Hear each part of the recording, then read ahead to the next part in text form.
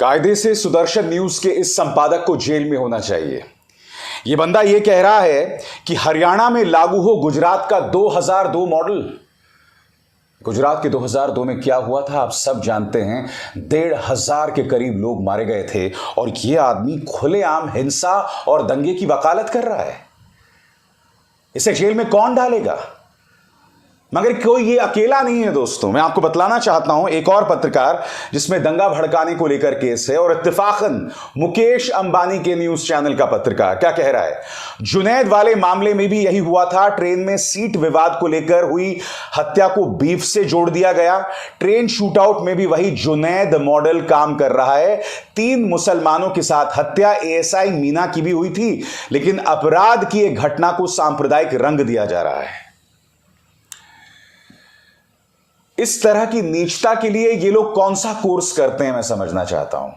आप सब जानते हैं दोस्तों आरपीएफ कांस्टेबल का वो वायरल वीडियो जिसमें वो खड़ा हुआ है, हाथ में बंदूक है और उसके कदमों में उस इंसान की लाश है और वो आदमी खुलेआम कह रहा है कि इस देश में रहना है, वोट देना है तो मोदी योगी, खुलेआम वो कह रहा है।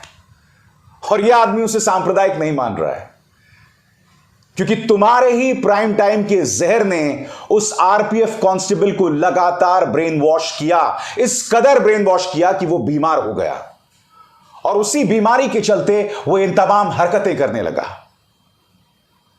मीडिया की और क्या करतूत है दोस्तों मैं आपको बतलाऊंगा, क्योंकि हकीकत यह है कि आज जो हरियाणा के नूह में हो रहा है, जो बरेली में हुआ या फिर जो मुंबई जयपुर ट्रेन में हुआ, ये सब इनकी सौगात है इस देश के नाम इस तरह के भड़काऊ और दंगेबाज पत्रकारों का।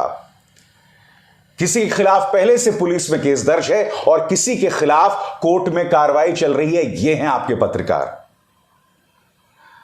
मगर इस वक्त एक बार फिर राहुल गांधी ने एक चेतावनी दी है और मैं चाहूंगा आप उसके एक एक शब्द पर गौर करें। राहुल गांधी कह रहे हैं भाजपा, मीडिया और उनके साथ खड़ी ताकतों ने पूरे देश में नफरत का केरोसिन फैला दिया है। सिर्फ मोहब्बत ही देश में लगी इस आग को बुझा सकती है। ये लोग राहुल गांधी के मोहब्बत की दुकान का मजाक उड़ाते हैं दोस्तों।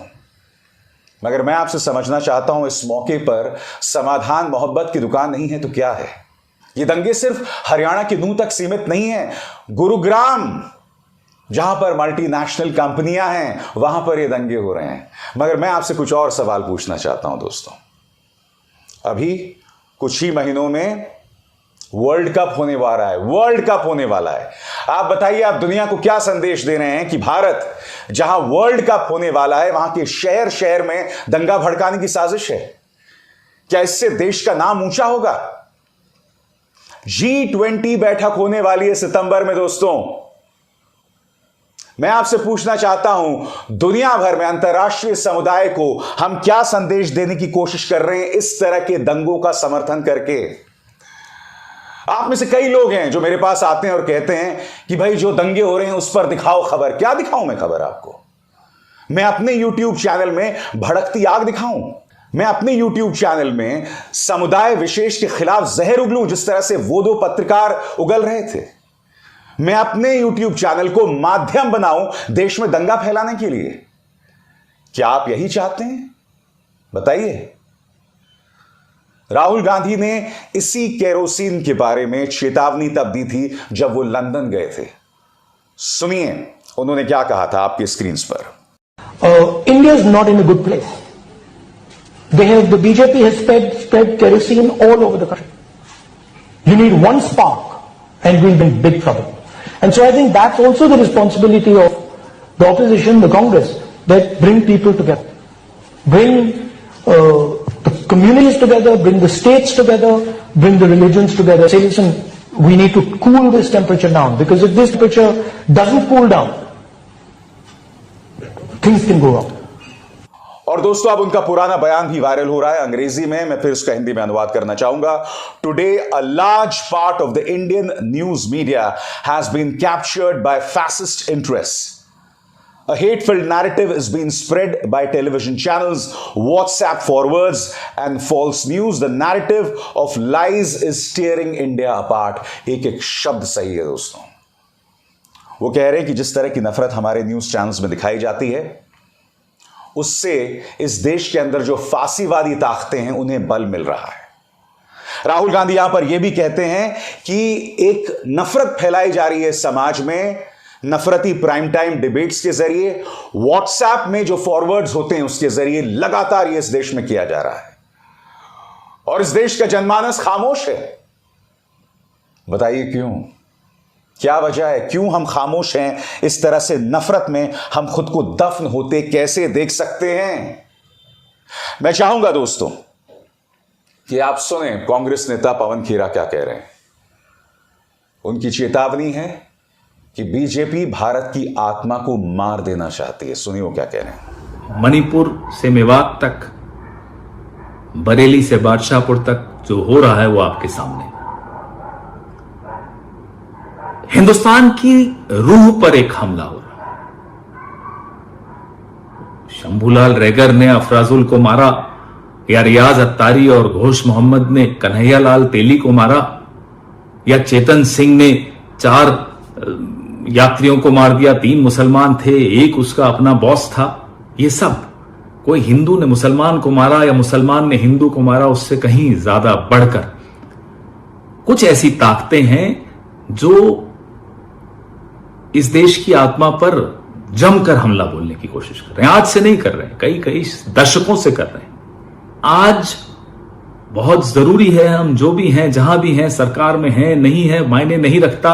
एक पूरा तंत्र है, एक ऐसी राजनीतिक विचारधारा है जिसके साथ मीडिया का एक बहुत बड़ा हिस्सा है, उसके खिलाफ आवाज उठानी होगी। और दूसरी तरफ दोस्तों, मीडिया या तो दंगा भड़का रहा है या मुद्दों को संबोधित नहीं कर रहा है। पापा की परी यूसीसी पर भारत 24 की मुहिम को जबरदस्त समर्थन, अब तक 1,77,000 मिस्ड कॉल्स।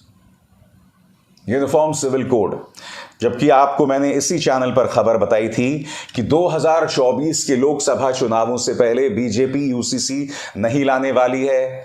सबसे बड़ी बात, अब तक कोई खाका भी मौजूद नहीं है, रफ ड्राफ्ट मौजूद नहीं है, मगर यूनिफॉर्म सिविल कोड पर अनर्गल बहस के नाम पर देश की जनता को कचरा परोसा जा रहा है और देश में बंटवारे की एक और वजह दी जा रही है। देश के लोगों में बंटवारे की एक और वजह पैदा की जा रही है। पापा की परी और क्या कह रही है आपके स्क्रीन पर? क्या अंजू पर पाकिस्तान में दबाव है? पहले मोहतरमा यह बताओ कि तुम पर क्या दबाव है? हकीकत बतलाने से क्यों डरती हो? तुम्हारे जो चैनल का मालिक है जगदीश चंद्रा, वो खुलेआम क्यों कहते हैं कि हम तो अपने चैनल में मोदी जी के पक्ष में पत्रकारिता करेंगे? यह पत्रकारिता है। डर अंजू में नहीं, डर तुम में है, क्योंकि फिर सरकारी मदद आनी बंद हो जाएगी। यह पत्रकारिता नहीं है। आप लोग भारतीय जनता पार्टी के प्रवक्ता हैं। उल्टा मेरी नसीहत है बीजेपी को, अमित मालवीय को नौकरी से बाहर निकालो। वैसे ही नाकारा आदमी है वो। तुम्हें चाहिए कि वो जो तमाम पत्रकार जिनकी मैंने आपको मिसाल दी है, वो है आपका आईटी सेल। आपको जरूरत नहीं है आईटी सेल की, ये लोग बखूबी काम कर रहे हैं। इनफैक्ट अपने उन नाकारा प्रवक्ताओं गौरव भाटिया, प्रेम शुक्ला, संबित पात्रा, इन्हें भी बाहर कर दो। वैसे भी क्या बोलते हैं लोगों को समझ नहीं आती है। कम से कम ये पत्रकार जो हैं वही बात नफरती तेवर में जहर डाल के, जहर परोस कर कहेंगे, और उनकी जहर का तो असर भी पड़ रहा है ना समाज में। बताइए। इस मौके पर दोस्तों समाजवादी पार्टी सुप्रीमो अखिलेश यादव ने भी हरियाणा की जनता से अपील की है। ऐतिहासिक रूप से शांति सौहार्द के लिए मशहूर हरियाणा वासियों से अपील है कि वो किसी भी राजनीतिक साजिश और अफवाहों से सजग सतर्क रहते हुए अपना भाईचारा बनाए रखें।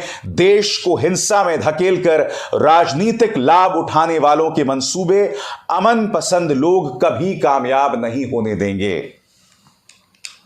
यहां अखिलेश एक उम्मीद जतला रहे हैं, मगर यह भावना जब तक इस देश की आम जनता में पैदा नहीं होगी, इस तरह की अपील का कोई फायदा नहीं होने वाला है। इस देश की जनता को सबसे पहले इस देश का नफरती मीडिया देखना बंद करना पड़ेगा।